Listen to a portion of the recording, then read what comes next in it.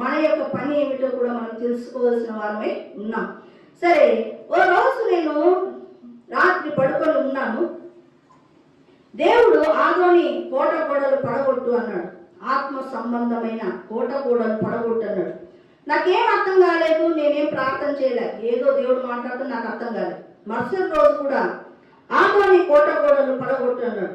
అని ఏంటో దేవుడు మాట్లాడుతున్నాడు అని చెప్పి యేసు నామములో ఆదోని కోట గోడలు పడగొడుతున్నాను అన్నాడు. ఆ మాట అనగానే ఒక బెల్ ఉండొచ్చండి, గంట, పెద్ద గంటను ఇలా కొడితే కన్నా కనీమని ఎలాగో శబ్దం వస్తుందో, కంచి మోగితే ఎలాగ శబ్దం వస్తుందో అలాంటి శబ్దము భయంకరంగా వచ్చింది. ఇక్కడ ఏదో జరుగుతుంది అని చెప్పేసి నేను అలాగే ప్రార్థన చేస్తున్నా. యేసు నామములో కోట గోడలు పడగొడుతున్నాను అని ఇలాగ ప్రార్థన చేస్తున్నా. ప్రార్థన చేస్తూ ఉంటే అలా కాదు అన్నాడు దేవుడు. మరి ఎలా ప్రభు అంటే, నెల రోజులు ఉపవాసం ఉండి ప్రార్థన చేయాలి అన్నాడు అని చెప్పాడు. అంటే నెల రోజులు అంటే నేను టీచర్ కాబట్టి సమ్మర్ హాలిడేస్లో నాకు చేసుకోవడానికి అవకాశం ఉంటుంది. చూడండి, సమ్మర్ హాలిడేస్ వస్తున్నాయి.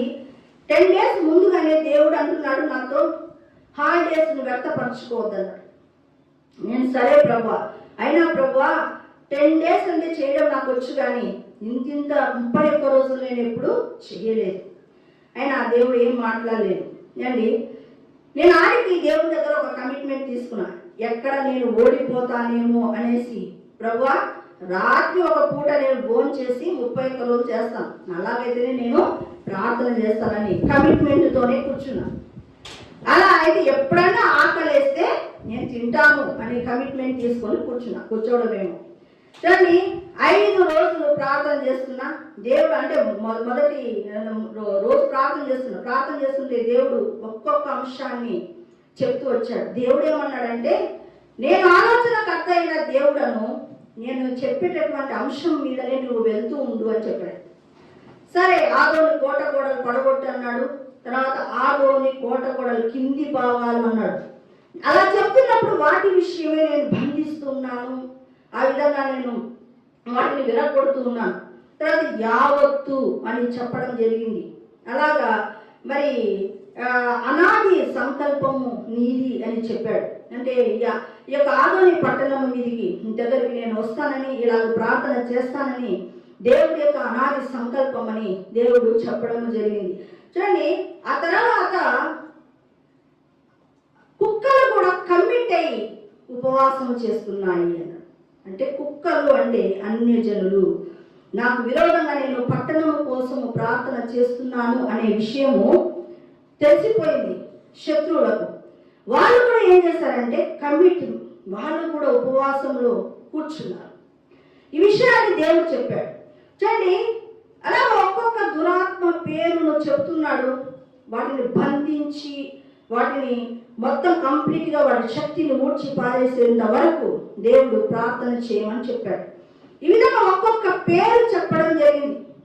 ఎన్ని దురాత్మ శక్తులు పట్టణపు ప్రాకారముల మీద ఉన్నాయో, ఆ పట్టణానికి పట్టుకున్నటువంటి దురాత్మ శక్తుల పేర్లను చెబుతున్నప్పుడు వాటిని అన్నిటినీ బంధిస్తూ వచ్చాను.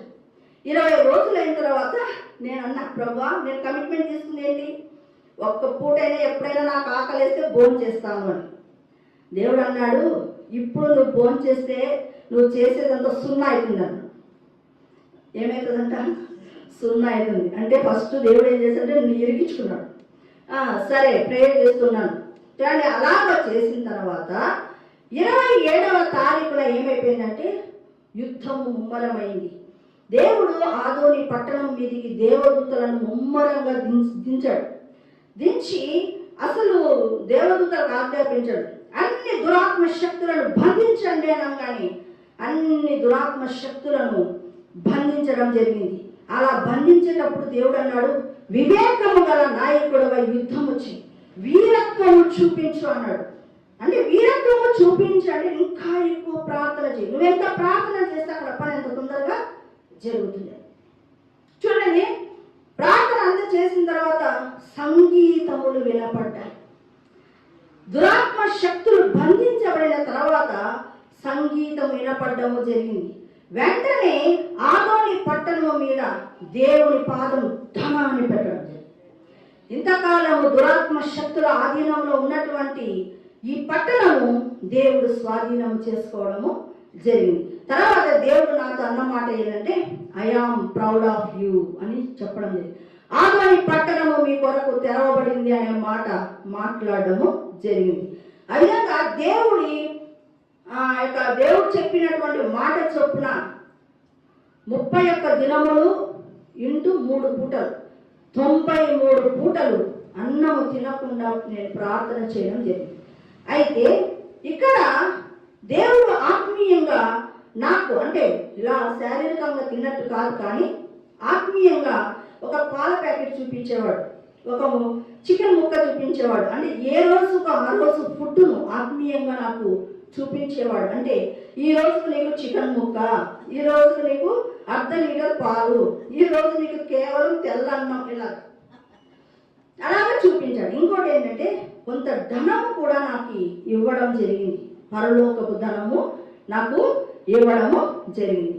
కానీ దేవుడు